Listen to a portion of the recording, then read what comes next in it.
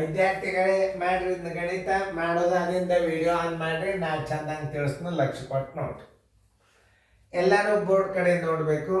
ಆಮೇಲೆ ತಿಳಿಸಾಗ ಲಕ್ಷ ಕೊಟ್ಟು ನೋಡಿದರೆ ಪದೇ ಪದೇ ನೋಡುವ ಅವಶ್ಯಕತೆ. ವಿಡಿಯೋ ನೋಡೋದರಿಂದ ಹೆಚ್ಚು ನೋಡೋದ್ರಿಂದ ಗಣಿತ ರಿವಿಷನ್ ಆಗ್ತಾವೆ.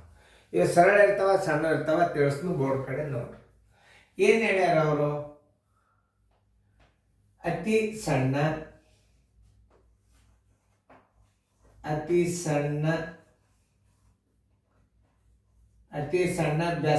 ಬೆಸಕ್ಕೆ ಇನ್ನೊಂದು ಹೆಸರೇನು? ವಿಷಮ.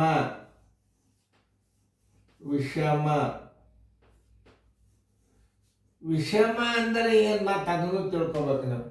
ಯಾವುದೇ ಸಂಖ್ಯೆ ಕೊನೆಗೆ 0 ಬರಬಾರ್ದು. 1, 3, 5, 7, 9 ಯಾವುದೇ ಸಂಖ್ಯೆ ಕೊನೆಗೆ ಈ ಅಂಕೆಗಳು ಬಂದರೆ ಅವಕ್ಕೆ ಬೆಸ ಸಂಖ್ಯೆ ಅಂತ ತಿಳ್ಕೋಬೇಕು, ಅಥವಾ ವಿಷಮ ಸಂಖ್ಯೆ ಅಂತ ತಿಳ್ಕೋಬೇಕು.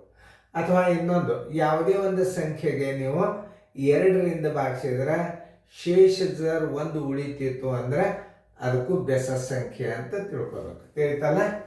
ಈಗ ಹಚ್ಕೋರಿ ಆ ಅಂಕೆಗಳನ್ನು ನೋಡ್ರಿ ಬರೋಬ್ಬರಿ. ಯಾವ್ಯಾವ ಅಂಕೆ ಮೊದಲ ಅಂಕೆ ಬರ್ಕೋರಿ. 1, 0, 3, 4, 5 ಈ ಸಂಖ್ಯೆಗಳಿಂದ ರಚಿಸಬಹುದಾದ ಅತಿ ಸಣ್ಣ ಬೆಸ ವಿಷಮ ಸಂಖ್ಯೆ. ಮೊದಲು ನೀವು ಅತಿ ಚಿಕ್ಕ ಸಂಖ್ಯೆ 0 ಅದನ್ನು ಬರ್ಕೋಬಾರ್ದು, ಮೊದಲು 1 ಬರ್ಕೋಬೇಕು. ಆಮೇಲೆ ಚಿಕ್ಕ ಸಂಖ್ಯೆ ಬರ್ಕೋರಿ, 3 ಆಯ್ತು. ಆಮೇಲೆ 3 ಆದಿಂದ ಚಿಕ್ಕ ಸಂಖ್ಯೆ 0 ಆದಿಂದ 3 ಬಂತು, 3 ಆದಿಂದ 4 ಬಂತು, 4 ಬಂದಿದ್ದ 5 ಬಂತು. ಅಲ್ಲಿ ನೋಡ್ರಿ ಹೆಂಗೆ ಶನಿತನ ಮಾಡ್ಯಾನಂದ್ರವ ಆ ಇಡುವುದನ್ನೇ ಆ ಅಂಕಿಯನ್ನು ಚಿಕ್ಕ ವಿಷಮ ಸಂಖ್ಯೆಯೊಳಗೆ ಇಟ್ಟುಬಿಟ್ಟಾರ. ಅದನ್ನು ಇಡುವುದೇ 1, 0, 3, 4, 5. 1, 0, 3, 4, 5 ಉತ್ತರ ಸಂಖ್ಯೆ ಎ. ಇಷ್ಟೇ ಗಣಿತ. ನೀನು ಭಾಳ ಬಿರಿಯಲ್ಲ. ಅತಿ ಚಿಕ್ಕ ಸಂಖ್ಯೆ 1 ಆದಿಂದ 0, 0 ಆದಿಂದ 3, 3 ಆದಿಂದ 4, 4 ಆದಿಂದ 5. ಈಗ ಈ ಅಂಕಿ ಬರೆದಾಗ ಇನ್ನೊಂದು ಏನು ಕೇಳ್ಬೋದು? ಸಮಸಂಖ್ಯೆಯನ್ನು ಬರೆಯಿರಿ ಅಂತಿದ್ರೆ ಅಂದ್ರೆ ಏನು ಮಾಡ್ತೀರಿ? ಅವಾಗ ಈ 5ಅನ್ನು ಈಚೆಗೆ ಹಾಕಿ 4 ಮುಂದೆ ಸರಿಸ್ಬಿಡ್ಬೇಕು. ಸಮಸಂಖ್ಯೆ ಕೇಳಿದ್ದಂದ್ರೆ ಈಗ ಇದು ವಿಷಮ ಸಂಖ್ಯೆನೇ ಅದ. ಈಗೇನು ತಲೆ ಕೆಡಿಸೋ ಕಾಣಲ್ಲ. ಒಂದೇ ವೇಳೆ ಚಿಕ್ಕ ಸಮಸಂಖ್ಯೆ ಯಾವುದು ಅಂತ ಕೇಳಿದ್ದಂದ್ರೆ ಏನು ಮಾಡ್ಬೇಕು ನೀವು? ಎಲ್ಲ ಅಂಕಿ ಇಡ್ರಿ. ಈ 4 ಏನದಲ್ಲ ಈ ಕಡೆ ಸರಿಸ್ರಿ, 5 ಈಚೆಗೆ ಹಾಕೊಂಡು ಬಿಡ್ಬೇಕು. ಇಲ್ಲಿ ಹಾಕ್ಲಿಕ್ಕೆ ಹೋಗ್ಬಾರ್ದು, ಮತ್ತು ದೊಡ್ಡ ಸಂಖ್ಯೆ ಆಗ್ತದ. ಇಷ್ಟರಾಗೆ ಬದಲಾವಣೆ ಮಾಡ್ಕೊಂಡು ಬಿಡ್ರಿ. 4 ಮುಂದೆ ಹಾಕಿ 5 ಹಾಕಿದ್ರೆ ಅತಿ ಸಣ್ಣ ಸಮಸಂಖ್ಯೆ ಆಯ್ತು.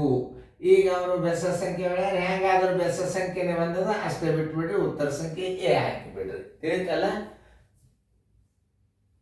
1, 0, 3, 4, 5. 1, 0, 3, 4, 5 ಉತ್ತರ ಸಂಖ್ಯೆ ಯಾವ್ದು ಬಂದದ ನೋಡ್ರಿ. ನೀವು ಲಕ್ಷ ಕೊಟ್ಟು ನೋಡ್ರಿ. ನೋಡಿ ನಾನು ಹೇಳಿ ಇನ್ನೊಂದ್ಸಲ ಲಕ್ಷ ಕೊಟ್ಟು ನೋಡಿ.